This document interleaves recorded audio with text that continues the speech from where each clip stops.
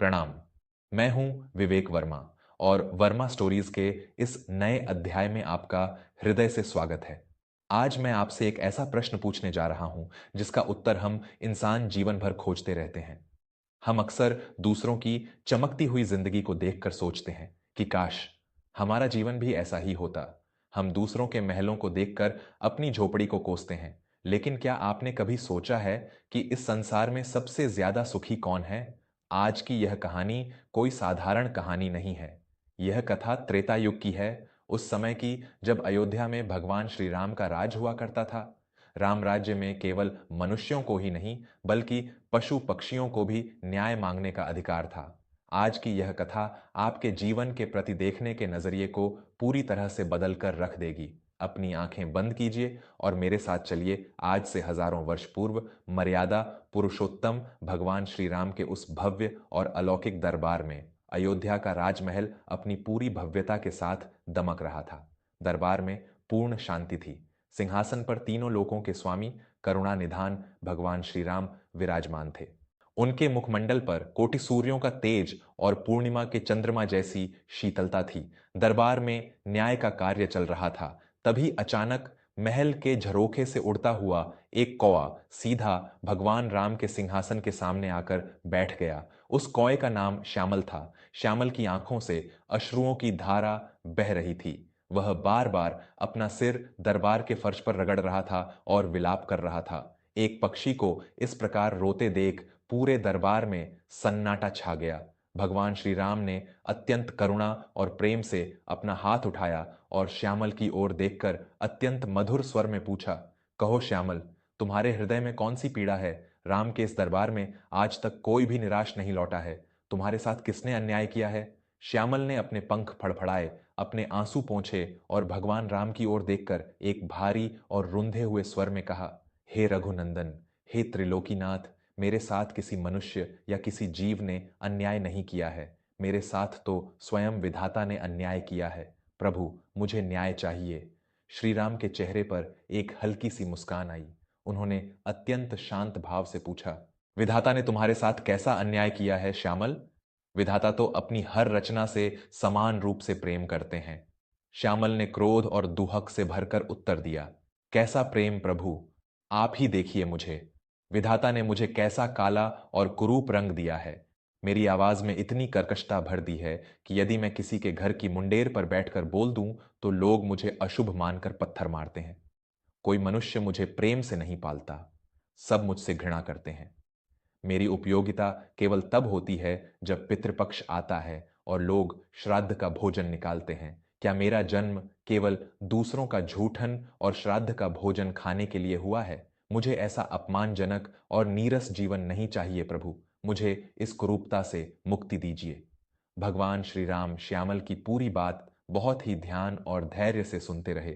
वे जानते थे कि श्यामल की यह पीड़ा केवल उसकी नहीं है बल्कि संसार के हर उस जीव की है जो अपनी तुलना दूसरों से करता है।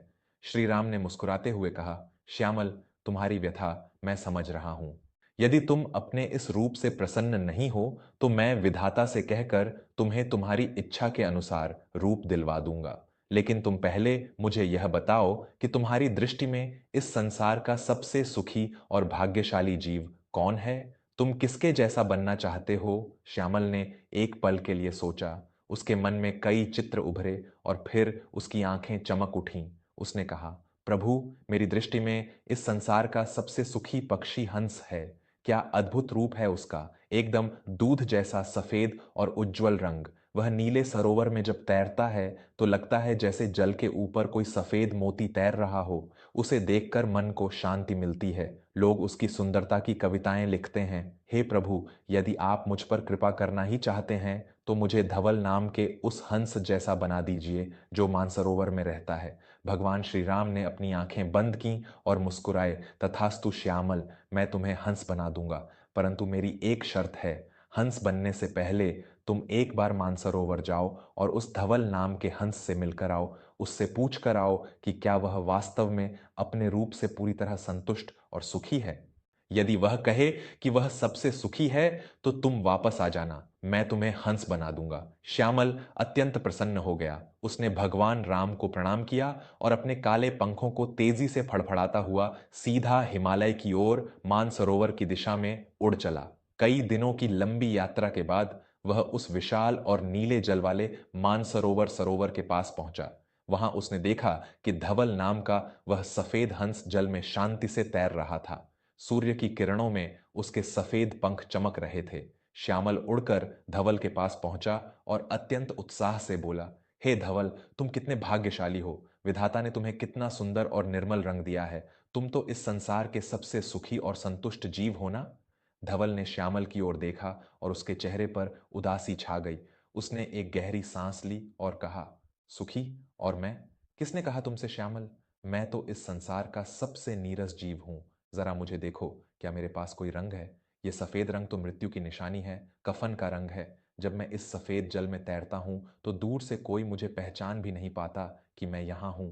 मेरी कोई अलग पहचान ही नहीं है। मैं इस रंगहीन जीवन से बहुत दुखी हूं। श्यामल यह सुनकर हैरान रह गया। उसने पूछा, तो फिर तुम्हारी नजर में सबसे सुखी कौन है मित्र? धवल ने तुरंत उत्तर दिया, मेरी नजर में सबसे सुखी पक्षी तो तोता है। क्या रंग है उसका? एकदम हरा और चमकीला, और उस पर उसकी वो लाल चोंच।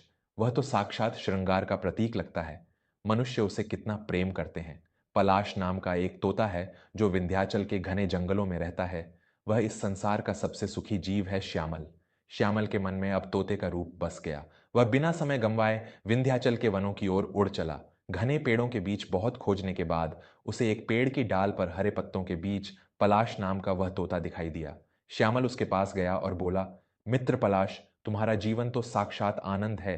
हरा चमकीला रंग, लाल चोंच और तुम्हारी मीठी आवाज। मनुष्य तुम्हें घरों में पालते हैं, तुम्हें मीठे फल खिलाते हैं। तुम तो सच में संसार के सबसे सुखी जीव हो। यह सुनकर पलाश की आंखों में एक अनजाना सा डर उभर आया।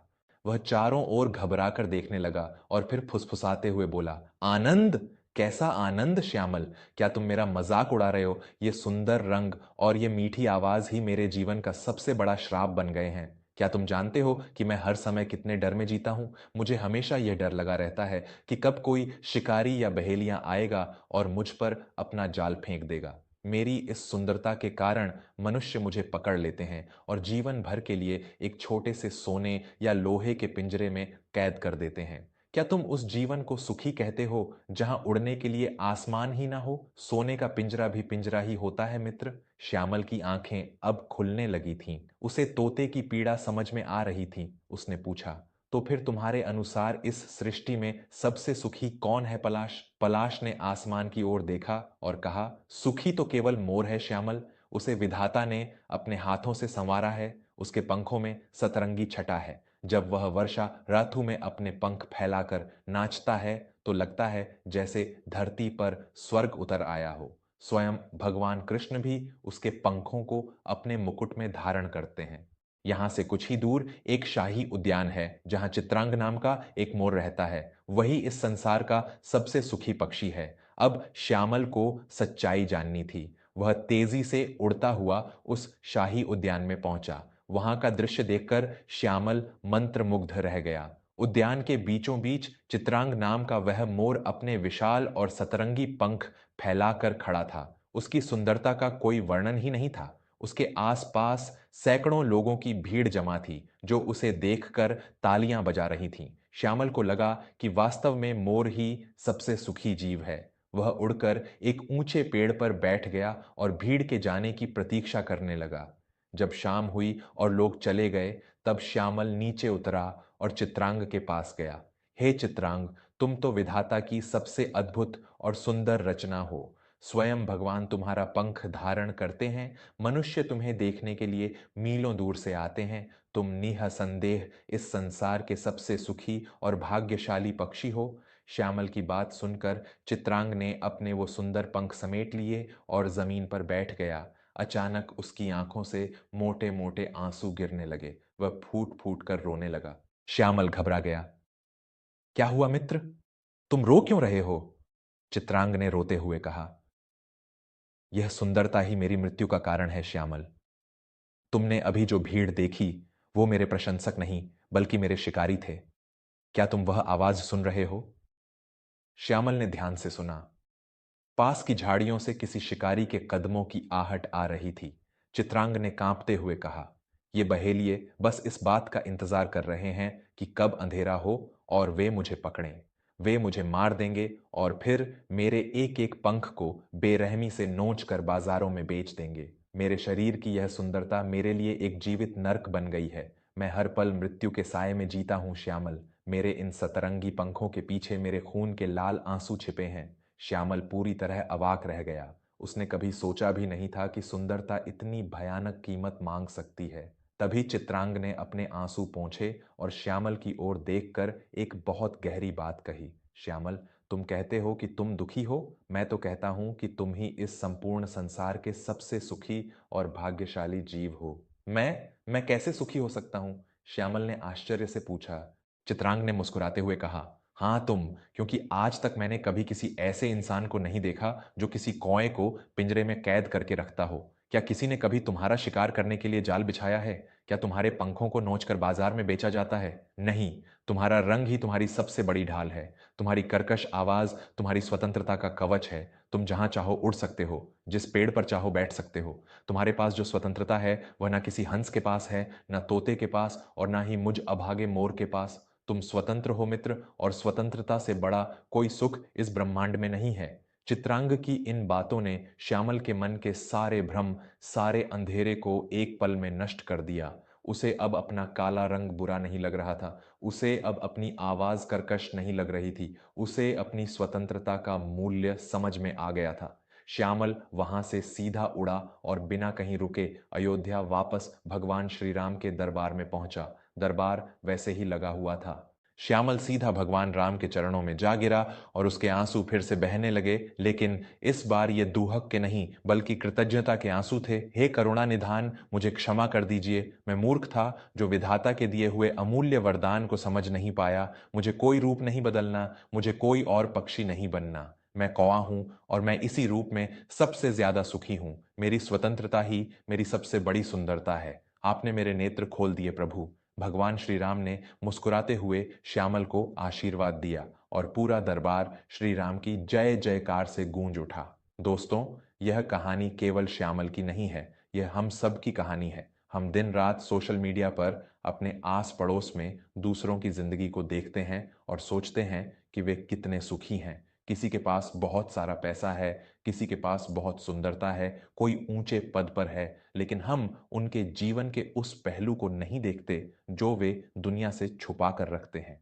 हम नहीं जानते कि उस पैसे, उस रुतबे या उस सुंदरता की कीमत वे कौन सा पिंजरा सहकर चुका रहे हैं।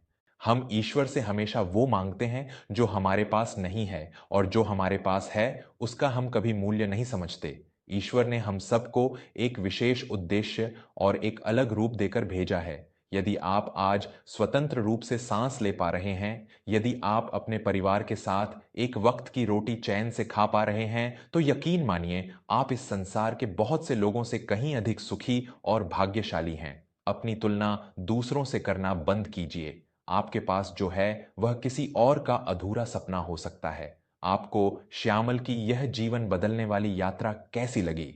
मुझे पूरी उम्मीद है कि वर्मा स्टोरीज की इस कथा ने आपके हृदय को छुआ होगा और आपको अपने जीवन की असली सुंदरता पहचानने में मदद की होगी।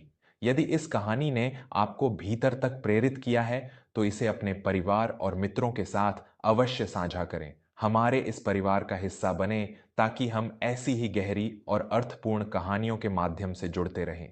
मैं विवेक वर्मा अब आपसे विदा लेता हूं। जल्द ही मिलूंगा एक और नई और भावपूर्ण कहानी के साथ, केवल वर्मा स्टोरीज पर। तब तक के लिए जो ईश्वर ने दिया है उसमें खुश रहना सीखें, अपना और अपनों का सम्मान करें। जय श्री राम।